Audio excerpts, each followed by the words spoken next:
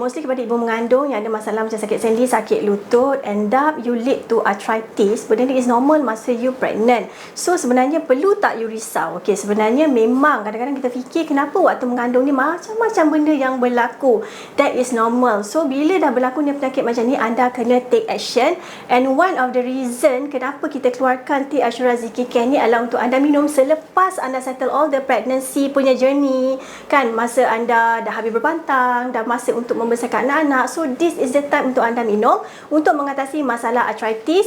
Mungkin anda adalah di kalangan orang yang berketurunan ataupun genetik 3 serangkai, kecil manis, darah tinggi, kolesterol, and then you ada uric acid yang tinggi dalam badan tanpa you sedar. Bila kita cek je darah, tiba-tiba wow, uric acid I tinggi.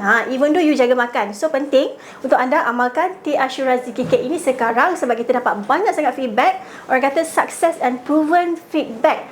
Just untuk anda yang mungkin sedang mencari apa yang I patut minum sebagai rutin harian. So the answer is Tea Ashura Zikir Care. Okay, dapatkan sekarang.